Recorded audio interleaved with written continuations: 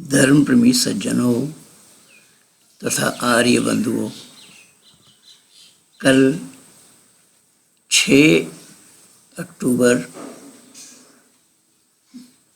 20 को शाम को 7:30 बजे से एक कार्यक्रम था जूम ऐप के माध्यम से, जिसका आयोजन उड़ीसा के युवा संगठन आर्य संगठन ने किया था और मुझे बोलने के लिए समय दिया।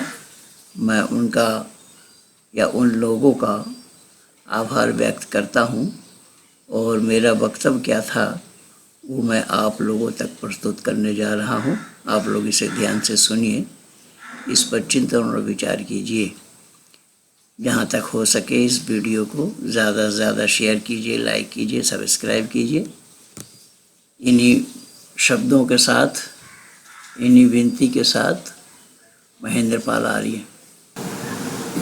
ओम संगच्छध्वं संवदध्वं सन्वो मानांसि जानतां देवा भागं यथा पूर्वे संजाना उपासते।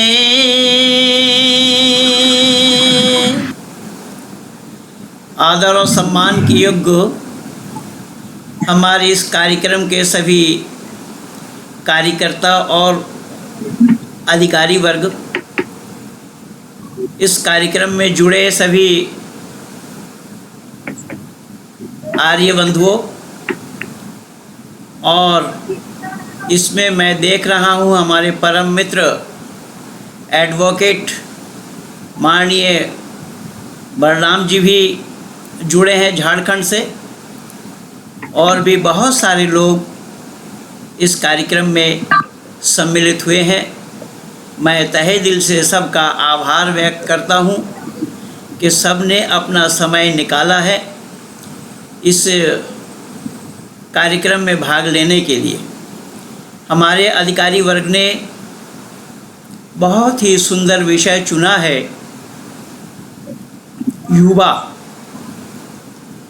मैं भी हूँ जी, अच्छा मैं भी हूँ। नमस्ते नमस्ते जी जी जी जी। मैं सभी चालू करिए सभी मित्र मंडली को अभिवादन करते हुए, नमन करते हुए अपने विषय पर थोड़ा सा प्रकाश डालूंगा कि मैं अधिकारियों का बड़ा आभारी हूँ। आभार व्यक्त मैं इसलिए किया कि आज के समय में लोगों ने इस युवा को जानने का प्रयास ही नहीं किया। यद्यपि हमारे भारत के प्रधानमंत्री माननीय नरेंद्र भाई मोदी जी ने कई बार कई कार्यक्रमों में संपूर्ण भारत को युवाओं से जोड़ा है।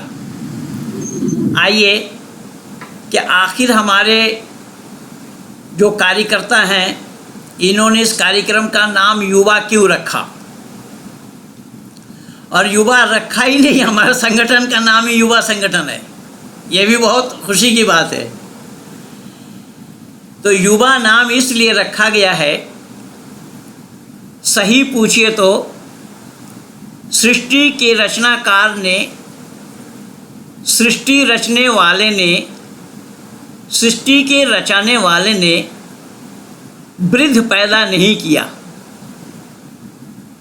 और शिशु भी पैदा नहीं किया। भली प्रकार से समझने का प्रयास कीजिएगा कि वृद्ध इसलिए पैदा नहीं किया कि वृद्धों को जन्म देते, परमात्मा बनाते, उनको उत्पन्न करते, तो वृद्धों से प्रजनन का होना संभव नहीं था।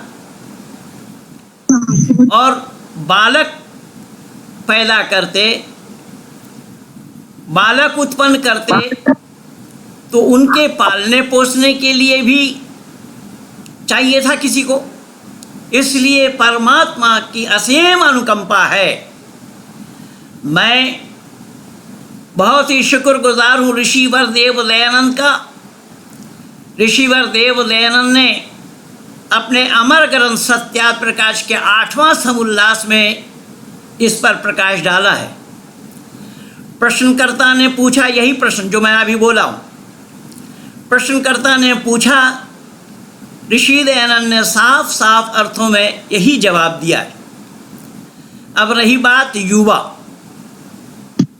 कि युवा केवल युवा ही नहीं अपितु इसी शब्द को जब हम हिंदी में सरलीकरण करते हैं तो इन युवा को नौजवान कहा जाता है। शब्द पर ध्यान देना, युवाओं को नौजवान कहा जाता है। यानी 1-2 युवा नहीं, 9 युवा, अर्थात 9 युवक। 9 वाली जो संख्या है वह सबसे बड़ी है और पूर्ण है। 9 संख्या कैसे पूर्ण है इसको हम देखेंगे 9 की पहाड़ा से। जब हम 9 का पहाड़ा पढ़ते हैं तो सभी लोगों को ये मालूम है, याद भी होगा कि 9 दूनी 18, 9 एकम तो 9 हुआ, 9 दूनी होता है 18। इस 18 को जब हम लिखते हैं तो 1 और 8 लिखना पड़ता है, और इसको हम जब जोड़ेंगे तो 8 और 1 9 होगा। केवल यही 2 में नहीं, 3 को लीजिए। जब हम 3 को लेंगे तो 9 या 27। 27 जब लिखेंगे 2 और 7, फिर इसको जोड़िए 7 और 2 9, यहाँ भी 9 पाया। केवल इतना ही नहीं, और आगे चलते हैं। 9 को 4 से जोड़ देते हैं, यानी 4 का पहाड़ा लेते हैं। 4 9 36, 36 लिखेंगे तो 3 और 6, फिर 3 और 6 को जोड़े तो 9 हो गया। 5 9 45, 5 और 4 जोड़ेंगे तब भी 9 है। और 6 9 54, 5 और 4 जोड़ेंगे 9, 7 9 63, 6 और 3 जोड़ेंगे 9, 8 9 72, 7 और 2 9, 9 9 81, 8 और 1 9, अर्थात ये 9 ही 9 है हर जगह। इसलिए पता ये लगा, हमारे ऋषि मुनियों ने हमें यह बताया, वैदिक गणित इसी में ही है कि 9 वाली संख्या जो है वो पूर्ण है, और पूर्ण होने के कारण आदि सृष्टि में ही, यानी सृष्टि के प्रथम नहीं होता, ये मत समझिएगा कि सृष्टि यही प्रथम है, नहीं। सूर्य चंद्रमा सौधाता यथा पूर्वम अकल्पयत, ये पहले भी था, अब भी है और आगे भी रहेगा।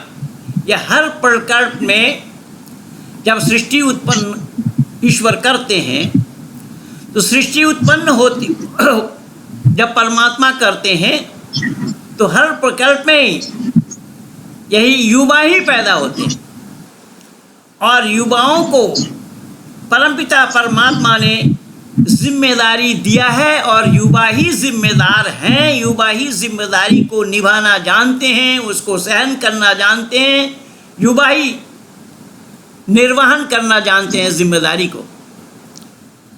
तो परमपिता परमात्मा ने उस सृष्टि की रचना में युवाओं को जिम्मेदारी देते हुए कि आपके ऊपर यह दायित्व है। क्या दायित्व है? कि इस सृष्टि की रचना को जो परमात्मा ने किया है उसको आगे तक जन जन तक पहुंचाना। सृष्टि का उद्देश्य क्या है परमपिता परमात्मा का, उसका प्रचार और प्रसार करना, ये जिम्मेदारी परमपिता परमात्मा ने युवा वर्ग को ही दिया है। वृद्धों को नहीं दिया, बच्चों को भी नहीं दिया, युवाओं को दिया है। सृष्टि की रचना परमपिता परमात्मा ने, यद्यपि मैं बोला ये पहला नहीं है, क्योंकि ईश्वर, प्रकृति और जीव ये तीनों अनादि तत्व हैं, तीनों समकालीन हैं, तीनों बराबर से हैं, तीनों में से कोई आगे नहीं, कोई पीछे नहीं, कोई छोटा नहीं और कोई बड़ा भी नहीं है। यही कारण बना कि उस समय असंख्य जीव पैदा हुए, यानी दूसरे मत मज़हब वालों जैसा नहीं है। यानी कुरान और बाइबल के मानने वाले लोगों की मान्यता है कि एक स्त्री और एक पुरुष से दुनिया बनाई, पर अल्लाह ने या यहोवा ने या गॉड ने। पर वैदिक मान्यता ये नहीं है कि परमपिता परमात्मा ने असंख्य असंख्य असंख्य अनगिनत, कैसा, जैसा कि आकाश में सितारा, आकाश के सितारा को गिना जाना संभव नहीं है, ठीक उसी प्रकार से परमपिता परमात्मा ने असंख्य जीव और मनुष्य को पैदा किया, और अकेले नहीं, जोड़ों जोड़ों के साथ, नर और मादा। इस पर मेरा एक वीडियो YouTube चैनल में लगा है, youtube.com चैनल महेंद्रपाल आर्य खोलिएगा तो वहाँ पर आप पा जाएंगे सृष्टि विज्ञान क्या है, द क्रिएशन ऑफ साइंस। उस पर मैं ये सारा प्रमाण दे रखा हूँ। तो परमपिता परमात्मा ने जिम्मेदारी युवाओं पर दिया है कि आप ही बागडोर संभालिए कि आज इस धरती पर मानवता का अकाल पड़ गया। आज सुबह भी मैं लिखा हूँ, मेरे पोस्ट को देखिएगा फेसबुक में या वैदिकज्ञान.com में, वैदिकज्ञान.com मेरा पेज है, साइट है, वहाँ भी देख पाएंगे आप कि हमने ऋषि परंपरा को, ऋषि मंतव्यों को जानने का, समझने का प्रयास नहीं किया, जिस कारण हम लोगों को सारे ऋषि मुनियों ने हमें वेदों के तरफ लौटने के लिए इशारा किया कि वेदों के तरफ लौटो। वेदों के तरफ लौटने से, वेदों को जानने से ही हम मानवता को जान पाएंगे, क्योंकि मानवता का पाठ केवल और केवल वेद में ही निहित है। यही कारण बना कि हमारे ऋषि मुनियों ने बैक टू वेदास बोला है, वेदों के तरफ लौटो। लेकिन दुर्भाग्य तो हम मानव समाज का ये है कि वेदों के तरफ लौटने के बजाय वेदों से ही अपना रिश्ता तोड़ दिया, वेदों को ही तिलांजलि दिया, जो परमपिता परमात्मा का उपदेश है, मानव मात्र के लिए दिया हुआ परमात्मा का ज्ञान है, ऋषियों के द्वारा दिया है। यथेमं वाचम कल्याणी मा बलानि जनेभ्य, यह कल्याणी वाणी मानव मात्र के कल्याण के लिए है। पर मानव मात्र का कल्याण तो तब होगा जब मानव उस कल्याणी वाणी को अपने जीवन में उतारे, अपने आचरण में ले आए। इसीलिए यह मानव समाज में आज वेद से अपना नाता जोड़ने के बजाय नाता तोड़ लिया है। और नाता तोड़ने का कारण, नतीजा हम और आप देख रहे हैं, हमारे और आपके सामने है कि आज धर्म के जगह लोगों ने मत और मजहब को ही धर्म मान लिया है। तो इस पर जब युवा जागेंगे, युवा हमारे इस सत्य सनातन वैदिक धर्म को, वैदिक संस्कृति को, ऋषि परंपरा को, ऋषि मंतव्यों को युवा अगर जानेंगे और अपने जिम्मेदारी के साथ इसे निभाएंगे तो ये ज़रूरी है। ऋषि वरदेव दयानंद ने भी सत्यार्थ प्रकाश में लिखा है कि पहले काल में जिस तरीके से लोग इसी वेद मंत्रों के द्वारा, वेद मंत्रों का उच्चारण करते हुए अपने दिनचर्या को रखे थे, आज भी अगर उसी तरीके से इसी वेद के द्वारा मानव अपना जीवन को बनाना चाहे तो मानव जीवन को सरल बनाया जाना संभव है, लेकिन दुर्भाग्य तो यह है आज कोई मानव बनना ही नहीं चाहता। ऋषि दयानंद इस पर जोर देते हुए अपने सत्य प्रकाश के तीसरा समुल्लास में लिखते हैं, विद्या विलासो मनसो धृतिशील शिक्षा सत्यव्रता रहित मनमलापहरः संसार दुख दलने न शुभूषिताये धन्य नरा विहित कर्म परोपकारा। कि जो युवा, देखिए यहाँ पर विद्या सीखने के लिए युवा जाते हैं, वृद्धावस्था में कोई विद्या सीखने के लिए जाते नहीं है, बहुत कम, रेयर एक आधा कोई चला गया मेरे जैसा। मैं भी 32 साल के आयु में ही आपके सानिध्य को प्राप्त किया हूँ। 32 साल के बाद ही वेद के शरण में आया हूँ, सत्य प्रकाश पढ़ने के बाद, जैसे आप लोग सुन रहे थे ना अभी। तो यहाँ ऋषिवर देव दयानंद कह रहे हैं कि विद्या सीखने के लिए युवा ही अग्रसर होते हैं। तो युवाओं के लिए ये उपदेश दिया है ऋषि ने कि जो विद्या विलास में तत्पर रहता है और चरित्रवान आचार्य के सानिध्य में बैठकर विद्या अध्ययन करता है, तो चरित्रवान अगर आचार्य नहीं होगा तो अपने शिष्यों को चरित्रवान बनाना या बनाया जाना भी संभव नहीं होगा। लेकिन आज मैं क्या बताऊं, मैं तो दुखी हूं। अनेक गुरुकुलों में इस तरीके से चरित्र हरण हो रहा है। अभी नोएडा में एक गुरुकुल लड़कियों का खोला है, वहां पर एक लड़की ने आत्महत्या करी। अब क्या क्या हुआ है घटना, वो तो सब आप लोग जानकारी लेने का प्रयास करना। खैर, तो ऋषि यहाँ लिख रहे हैं कि विद्या सीखने में चरित्रवान आचार्य के सानिध्य को प्राप्त करें और विद्या सीखने के बाद उस विद्या को अपने पास मत रखना। क्यों? तो बोले विद्या अपने पास रखने से विद्या कुंठित हो जाएगी, सीमित दायरे में हो जाएगा। इसलिए क्या करो, उस विद्या का वितरण करो। और वितरण कौन करेंगे? यही विद्वान। और ये विद्वान जब अपने गुरुकुल से विद्या अध्ययन करते, युवा युवा युवा युवा आचार्य के सानिध्य में बैठकर जिन्होंने विद्या अध्ययन किया, इस वेद विद्या में पारंगत बनकर, पारंगत होकर उस विद्या के वितरण में लग गए।